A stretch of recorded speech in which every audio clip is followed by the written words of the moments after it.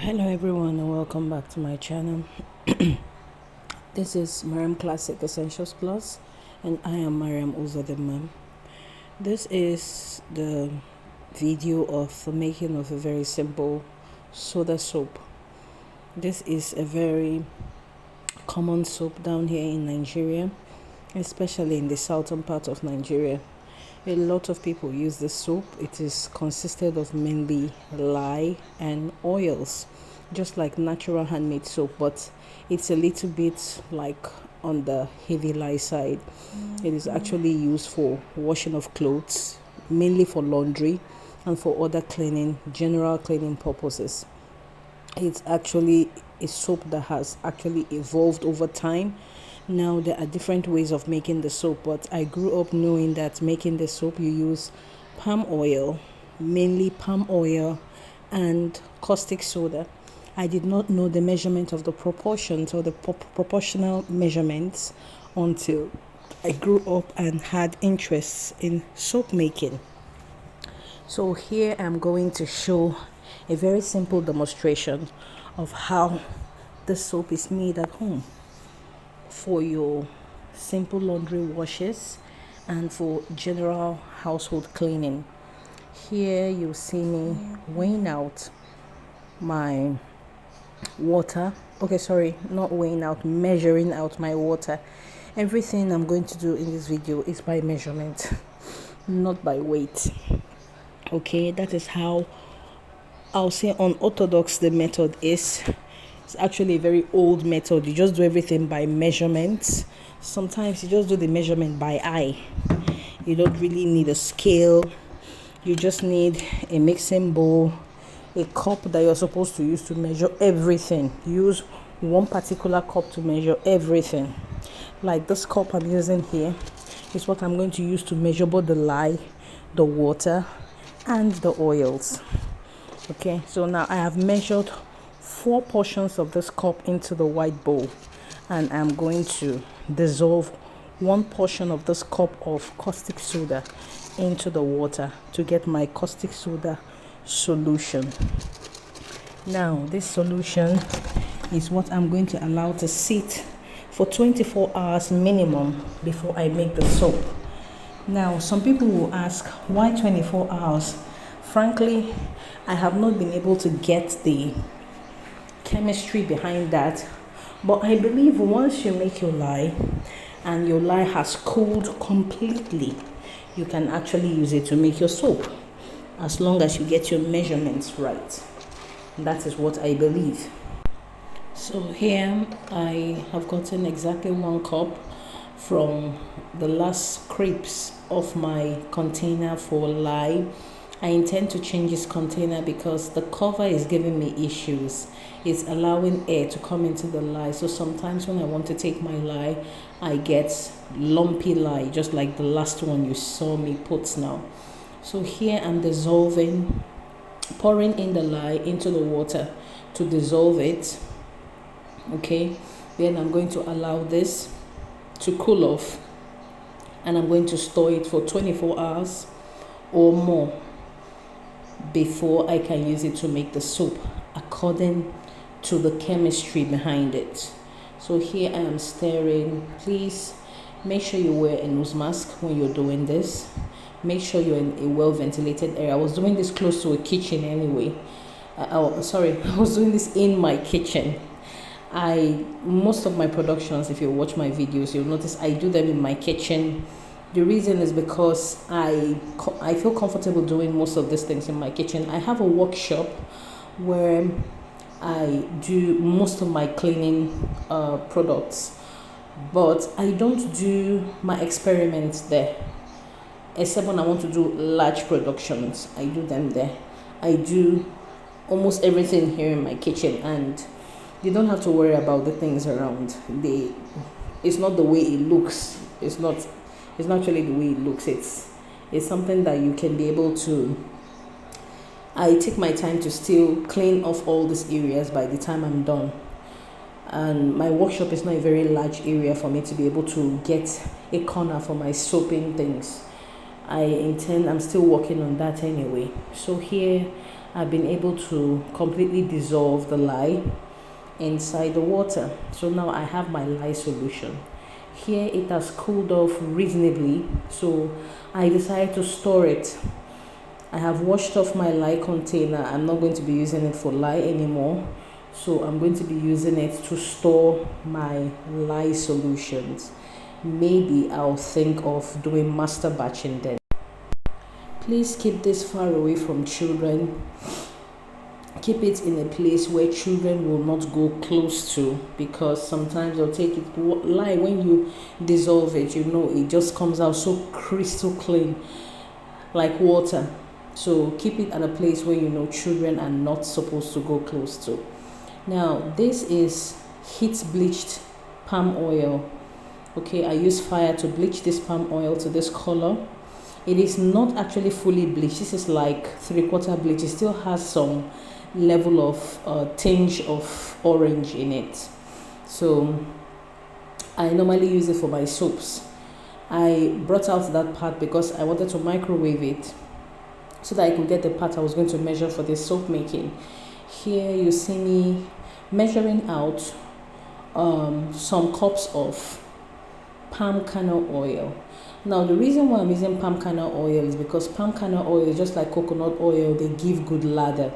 That's why I'm using palm kernel oil. So I want to mix palm kernel oil and palm oil.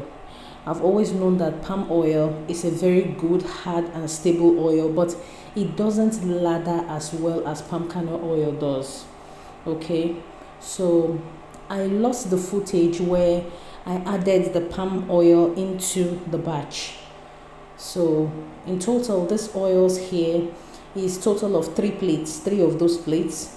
You have 2 of the plates of palm kernel oil and 1 of the plates of the melted palm oil. So I'm about to start making the soap here now. So now I'm going to measure 2 of these cups from the lye solution and add into this oil. That is what I'm going to mix with this oil. Mix properly, evenly, consistently. And there's a consistency I have to achieve for me to be sure that I have reached trace and I have reached the complete mixing for me to pour into any mold that I have. So I just poured in my first cup, and here I am measuring out the second. I'm pouring in the second cup. So now I will start mixing. I will continue to mix this consistently and evenly until I get the smooth paste that I so want. I remember that I had not worn my goggles here, so I had to pull out my goggles and put it on, and I kept mixing. Now you have to take it easy while you're mixing from the beginning. You have to stir carefully. Then by the time you know that you have gotten most of them stirred in, then you start stirring continuously and consistently. You continue to stir like this. You can stir in both directions. Some people will insist you stir in one direction, but I have been making soap for years and I stir in both directions and nothing happens. So just make sure you get the consistency, which is the even homogenized consistency. After that, you can pour into your molds. Okay, so you will be looking out for a very creamy, smooth, pasty, custard-like consistency. That is what you're looking out for. You will make sure as you keep stirring, you will get that consistency. By the time you get to that consistency, you can start pouring into your molds. Here I was just trying to make sure that I had gotten it, because this is the first time I am doing this. But I have watched a lot of videos and I've watched people do it physically, and I intended to follow exactly what they were doing until I could define my own course on how to do it without like define my own pattern. Every soap maker will have a pattern in which she reaches her goal, then she can be able to deliver her results, if you know what I mean. So I got the small packs of juices from the ones my children take at home, and I thought, well, since it has a lining like a fuel, an aluminium fuel, it would be very good for soap molds, and I decided to use them. Since they are disposable, I'll just tear them off and remove them after the soap have gotten hard. So that was what I cut open the tops and cleaned them out, and that's what I use as my smaller molds, and the rest I put in small ice cream plates. I do have silicone molds, but I did not want to use those. Besides, soda soaps are made in very crude ways. They are not made in very beautiful patterned ways. They're always made crude. People don't mind the way it looks. People are just more mindful about what it does, the work it does, which is the cleaning work it does. So soda soap looking pretty is something strange for us, but looking crude is normal for us here. So I'm done with this. I thought to just cover it up. I got one of my rags that I needed to wash. I was a little bit dingy and dirty, and I just used it to cover the soap, because the soap is not really something that it's just a tutorial. Okay, it's just a video demonstration. So I said, okay, even if soap butter on it, I'll just wash it off. It's not a problem. So I got that and I covered it up. I said I don't want anything to fall in it. So this was the next day. Yes, this was the next morning, early hours of the next morning.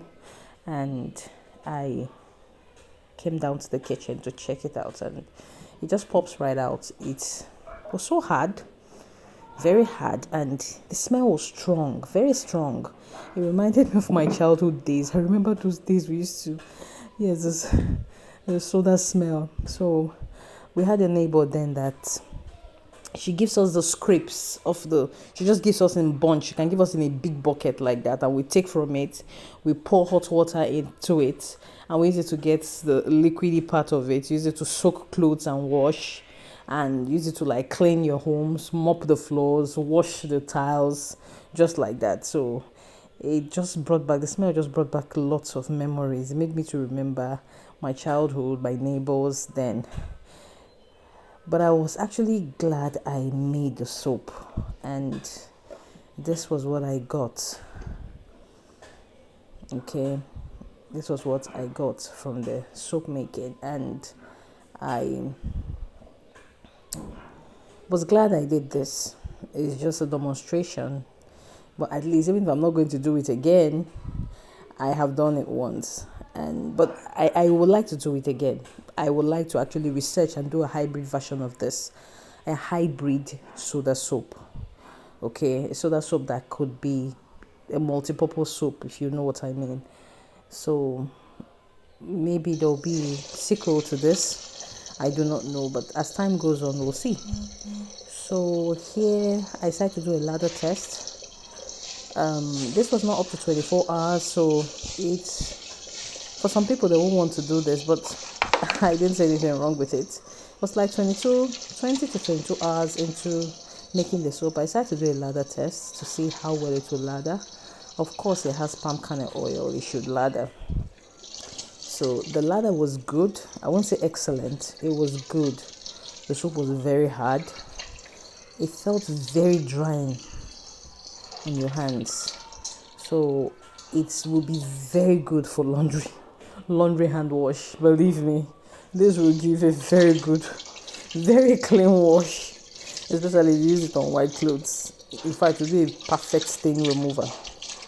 Yes, you just use it and just lather, just wet the stain area and use the soap on that place and keep it for some time, and it will come out so nice. So that is it for the soap. Thank you so much for watching. God bless you all. Bye bye.